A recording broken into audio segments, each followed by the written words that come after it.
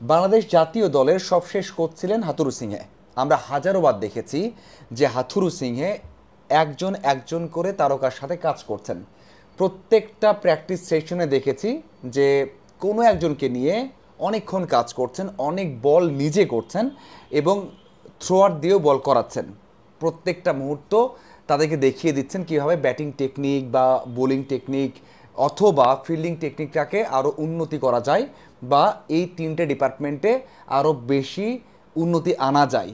আমরা তার আগে দেখেছি ডমিঙ্গো কিন্তু অনেক কাজ করেছেন, প্রত্যেকটা তারকার সাথে আলাদা আলাদা কাজ করেছেন, কার কী সমস্যা সেটা নিয়েও কাজ করেছেন। তার আগে স্টিভ রোডস ছিলেন, তারও আমরা দেখেছি কোচিং দর্শন যে প্রত্যেকটা তারকার সাথে আলাদা কাজ করতেন, ফিল্ডিং দেখিয়ে দিতেন, বোলিং দেখিয়ে দিতেন বা ব্যাটিংটা দেখিয়ে দিতেন। এভাবেই চলেছে। আমরা যদি ভেতরেরগুলো বলি, মানে যারা হেড কোচ ছিলেন না, যেমন সেখানে সিডন্স হোক, সেখানে ভিক্টোরি হোক, সেখানে কটনি ওয়ালশ হোক, সেখানে ম্যাকেনজি হোক, সামারেভিরে হোক, সেখানে হেরাত হোক, প্রত্যেকটা কোচিং স্টাফ কিন্তু আলাদাভাবে অনেক সময় নিয়ে কাজ করেছেন এবং তারা কিন্তু হাই প্রোফাইল ছিলেন। দেখুন, হাই প্রোফাইল যদি নাও হন হাথুরু, ডমিঙ্গো অথবা স্টিভ রোডস, তারপরেও তারা বাংলাদেশ ক্রিকেটের কীভাবে উন্নতি করা যায় সেই চেষ্টা করেছেন। এবং সবচেয়ে বড় বিষয় হচ্ছে এখন যারা রয়েছেন, সিমন্স, আপনি কতদিন দেখেছেন, কতবার দেখেছেন যে আলাদা আলাদা কাজ করছেন? আমরা তেমনটা দেখি না। সবশেষ একটা ছবি দেখেছি যে একটা স্কুলের মতো সবাইকে দাঁড় করিয়ে রেখেছেন, কি ভুল হচ্ছে সেটা শিখিয়ে দিচ্ছেন। মানে একবারে আমি সবাইকে নিয়ে কাজ করতে পারবো না ভাই, সেই সময় নেই, তোমরা শেখো, এই কাজ করতে হবে, এইভাবেই কিন্তু কাজ করেছেন। হ্যাঁ, অবশ্যই একটা ছবি আছে যেখানে দেখা যাচ্ছে যে সৌম্যকে তার ব্যাটিং নিয়ে কাজ করছেন অথবা তার ফুটওয়ার্ক নিয়ে কাজ করছেন। হ্যাঁ, এমন দুই একটা ছবি আছে, কিন্তু বিগার পিকচারে যে কাজটা করেছেন হাথুরু সিংহে, সেখানে ডমিঙ্গো অথবা স্টিভ রোডস, সেই কাজ কিন্তু দেখা যায় না সিমন্সের কাছ থেকে। যখন সিমন্স জয়েন করেন তখন আমরা একটা ধারণা পেয়েছিলাম যে এই সিমন্স কিন্তু তাদের মতো হবে না, কারণ সিমন্স যেভাবে কাজ করে এসেছেন, একটা রেডি প্রোডাক্ট থাকবে, মানে একটা রেডি দল থাকবে, তাকে দিতে হবে। মানে একটা জাতীয় দল মানেই তো হচ্ছে দেশের সেরা তারকা, মানে আপনার দেশটাকে রিফ্লেক্ট করবে। তো উনি ওইভাবে কাজ করবেন না, মানে সবাইকে নিয়ে আলাদা কাজ করা, সবাইকে নিয়ে আলাদা সময় দেয়া, সেই কাজের মধ্যে তিনি নেই। তিনি মাঠে আসবেন, জাতীয় দল নিয়ে নামবেন, কৌশল করবেন, দুই একটা জায়গায় চেঞ্জ করতে হবে, সেই কাজটা তিনি করে দিবেন এবং সেটাই কিন্তু করছেন। এটা তার দোষ না, আমরা সবাই জানি তার প্যাটার্নটাই এমন হবেন এবং তার যত জায়গায় কাজ করেছেন আমরা দেখেছি প্যাটার্নটাই এমন। তিনি কোনো টেকনিক্যাল বিষয় নিয়ে খুব বেশি কাজ করা, চেঞ্জ করা, ব্যাটিং চেঞ্জ করা, বোলিং চেঞ্জ করা, ফিল্ডিং চেঞ্জ করা, সেটা কিন্তু তিনি করবেন না এবং সেটাই করে যাচ্ছেন। সেটা তার দোষ নয়, সেটা আমাদের দোষ।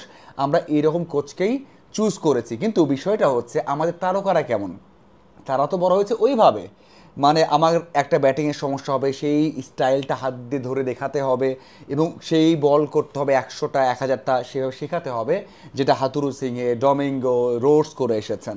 সেই কাজটা কিন্তু সিমন্স করছেন না এবং করবেন না, এটা আমরা মেনে নিয়েছি এবং তার কাজের দর্শনটাই এমন। তার কথাই হচ্ছে যারা ন্যাশনাল টিমে আসিয়েছে তাদেরকে সব শেখানোই আছে, ডোমেস্টিক হোক, একাডেমি হোক, সব শিখে এখানে এসেছেন।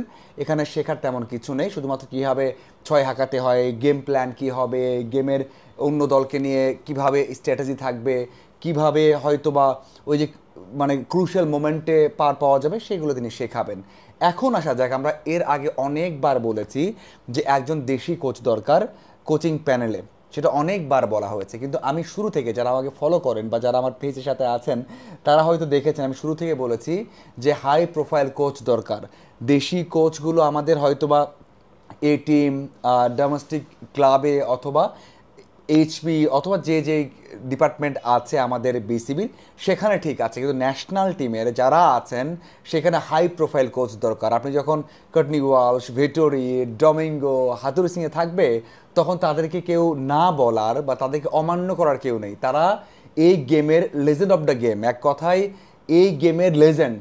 তাদেরকে দেখা মানে, মানে তাদের সামনে যখন দাঁড়াবেন, শান্ত হোক, সাইফুদ্দিন হোক অথবা হৃদয় হোক, তারা রেসপেক্ট করবেন, তারা ভয় পাবেনই। এই জন্যই হাই প্রোফাইল কোচ দরকার। হ্যাঁ, আপনি দলের সাথে রাখতে পারেন, আপনি কোচ মোহাম্মদ সালাউদ্দিনকে রাখতে পারেন কোনো একটা ভূমিকায়, হয়তোবা বিদেশিদের সাথে কমিউনিকেট করতে সমস্যা হচ্ছে তারকাদের, সেখানে অ্যাসিস্ট্যান্ট হিসেবে কিছু রাখতে পারেন। কিন্তু আপনি যখন সব দায়িত্ব নিয়ে ফেলবেন, যখন সিনিয়র সহকারী কোচ হিসেবে হেড কোচের ভূমিকা পালন করবেন এবং হেড কোচটা এবং সেরকম নিষ্ক্রিয় হবেন যে তিনি তার কার কী ক্ষমতা আছে, কে কেমন খেলতে পারে আমি বুঝি না, আমার এই সময় এটা দরকার, আমাকে এটা দাও, সেটাই দিতে হবে, না তারা তো হবে না।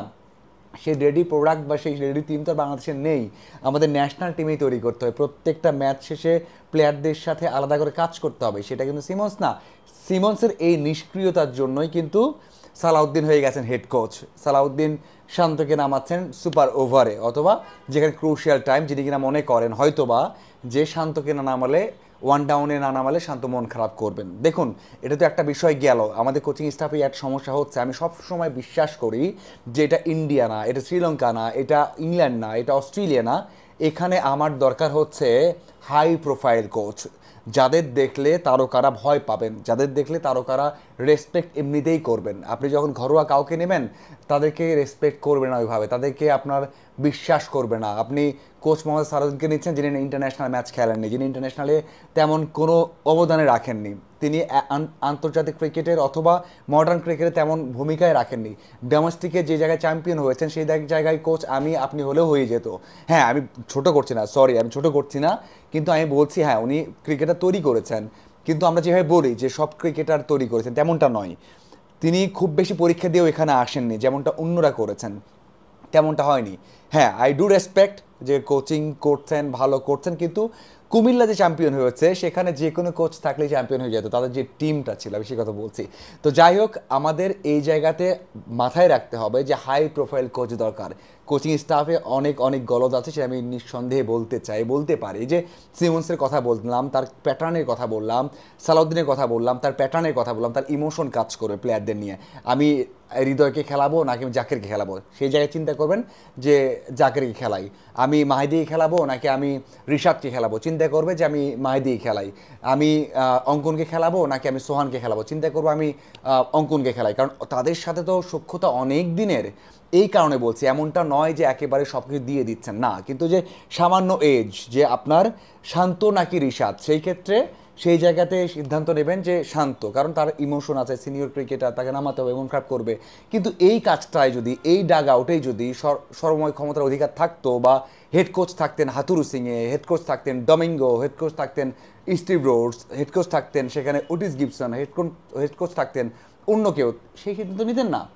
কারণটা হচ্ছে তারা তারা তাদেরও ইমোশন আছে, তাদেরও ভালোবাসা আছে, কিন্তু দল আগে, টিম আগে, একটা দেশ আগে, সেই ক্ষেত্রে সেই সিদ্ধান্ত নিতেন, যতই সমালোচনা হোক আর যাই হোক। যে কাজগুলো আগে করেছেন ডমিঙ্গো, যে কাজগুলো করেছেন হাতুরু সিংহে, যে কাজগুলো করেছেন হয়তোবা স্টিভ রোজ, এই জন্যই এত সমালোচনা, এই জন্যই তাদের বিদায় হতে হয়েছে, এই জন্য তাদের খুব বেশি ফ্যান বেজ নেই। কিন্তু তারকারা এখনও তাদেরকেই মনে রেখেছেন, তারা যাওয়ার পরেই তাদের সাথেই কন্ট্যাক্ট করেন, এখনও অ্যালান ডোনারের সাথে কথা বলেন এবাদত, এখনও হাতুর কাছে যে শিক্ষা নিয়ে আসেন।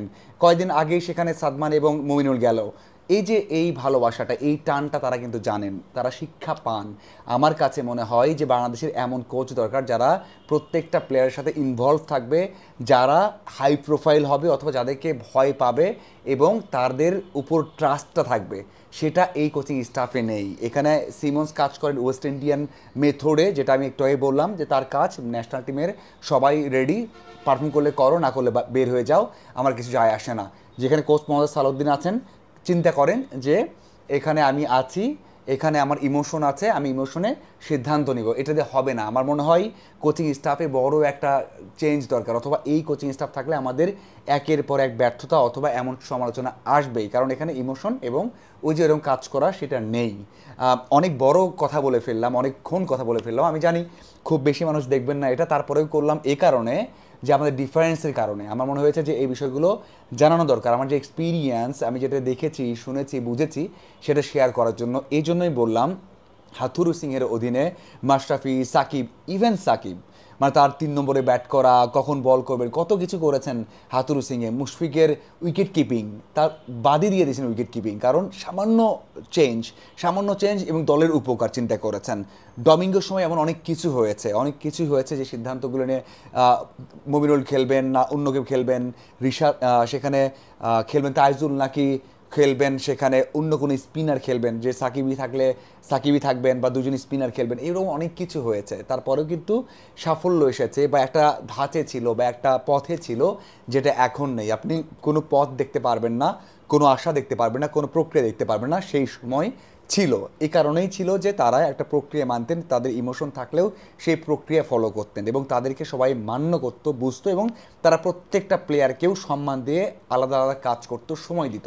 সেটা এখন হচ্ছে না। আমার মনে হয় এই কোচিং স্টাফ থাকলে সেটা কখনোই হবে না। আপনার কি মনে হয় অবশ্যই কমেন্ট করে জানাবেন, এবং অবশ্যই যদি ভালো লাগে সেটাও জানাবেন, এবং কি করা উচিত বাংলাদেশ ক্রিকেট বোর্ডের, এবং আমারও আরও কি তথ্য জানা উচিত আপনাদের বা জানানো উচিত জানাবেন কমেন্ট করে। ধন্যবাদ।